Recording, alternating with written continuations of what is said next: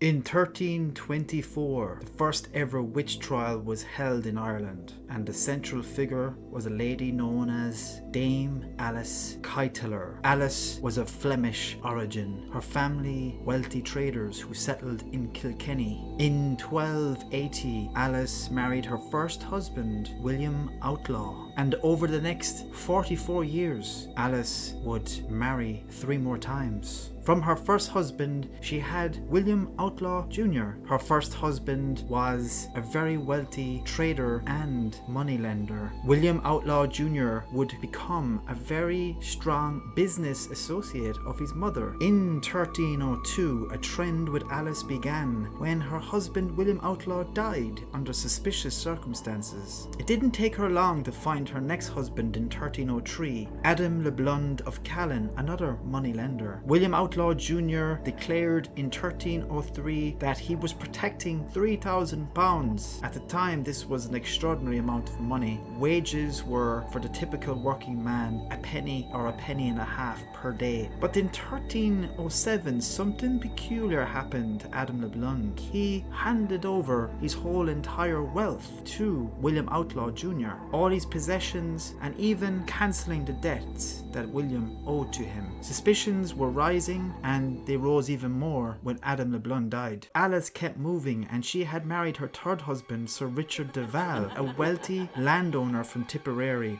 Things started getting awry from here because Richard de Val died in 1316. Alice's stepson of the same name, Richard de Val, refused Alice of her dower, the wife's share of the husband's estate. Suspicions were rising in the community and all sorts of underlying accusations were happening, but nothing official yet.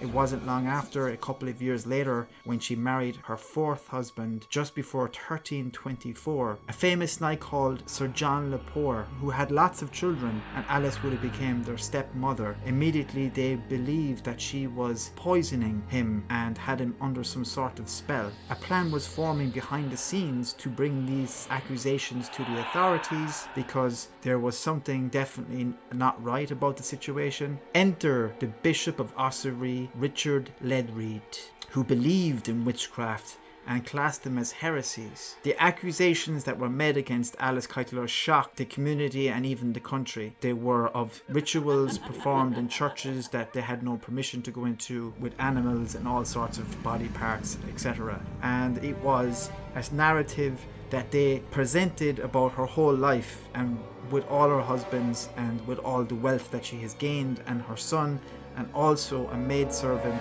of the name Petronilla de Meath. Dame Alice Kyteler had connections in Dublin where she fled to relatives of her first husband. Not everybody in the community felt like this stuff was real. They felt it was overblown. The Bishop of Ossory was leading the charge against them, and he was going to make an example of them. But William Outlaw Jr. did actually end up confessing, and also the maidservant. It is known that the church could actually force these confessions out of them. Dame Alice Kyteler fled Ireland and was never heard from again. There's no moral judgment here on what the maidservant did or did not do, but she would have been trialed and executed instead of Alice Kyteler as one of her accomplices, but she was the one that ended up burning at the stake. William Outlaw was sent to jail and was sent to the Holy Land to repair a lead roof. They said that the lead roof collapsed. It's unclear if he died under it or did he die around that time. But one certainty is that the maidservant Petronilla de Meath did get burnt at the stake. It was the first ever person to be burnt at a stake in Ireland. This would lead on to a trend over the next couple of 100 years where a couple of thousand people were burnt at stakes for witchcraft and heresies. Most of them were women.